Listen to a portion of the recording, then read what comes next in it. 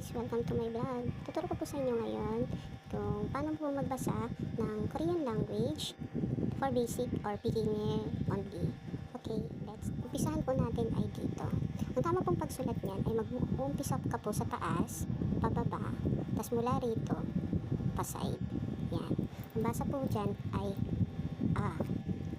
Next po, same process lang, mula sa taas, pababa, at mula rito sa gilid, ganito. Basa po dyan ay ya. Dito naman po, mag-uumpisa po tayo dito, ganito, at mula sa taas, pababa. Ang basa naman po dyan ay o. O. Dito naman po, same process lang, mula dito sa gilid, pa-side, papunta rito, tas mula sa taas, pababa.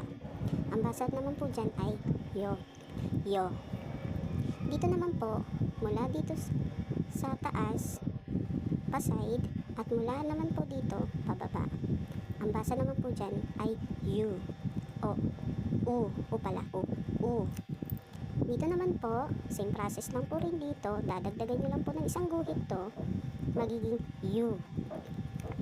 Ito naman po, mula dito sa taas, pababa, at mula rito, pahiga. Ang basa naman po dyan ay O. O. Dito naman po, same process lang po dito. Dinagdagan nyo lang po siya ng isang guhit. Ang basa naman po dyan ay U. U. At ito naman po, syempre isa lang. Patayo ay E. E. At ito naman po, nakahiga. Ang basa naman po dyan ay U. U. Yung parang dumudumi. Ang next naman po ay ito. Mula po dito, guguhit ka po ng konti. At mula naman po dito sa taas, pababa.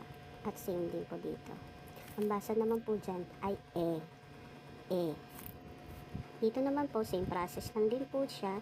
Lalagyan nyo lang po ng isa pang guhit na pag ganito, magiging Ye. Ye.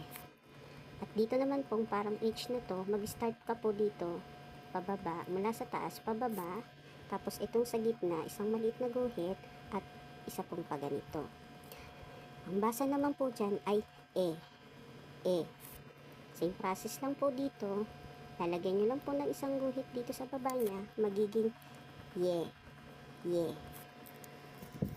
Kung napapansin nyo po na parang nilalagyan lang po ng guhit yan, nagbabago na po yung salita niya. Kasi bawat isang guhit po ay nadadagdagan po ng Y.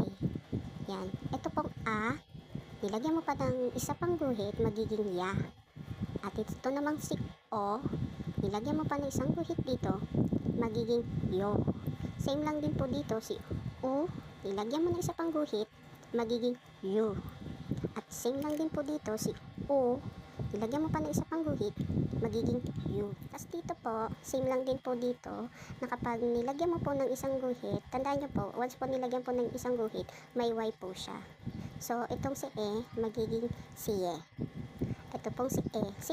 Same po siya ng bigkas, pero magkaiba po siya ng spelling. So, minsan yan din po nakakalito pagdating po sa mga kapag nagsalita na po sila.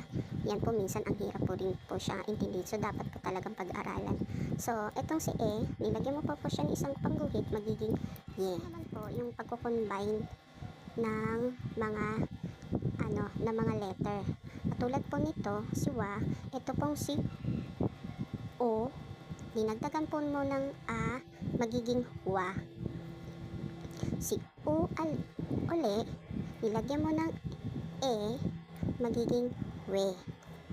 Tapos ito naman si U, nilagyan mo ng I, magiging We. At ito naman si U, nilagyan mo ng O, magiging Wo. Wo.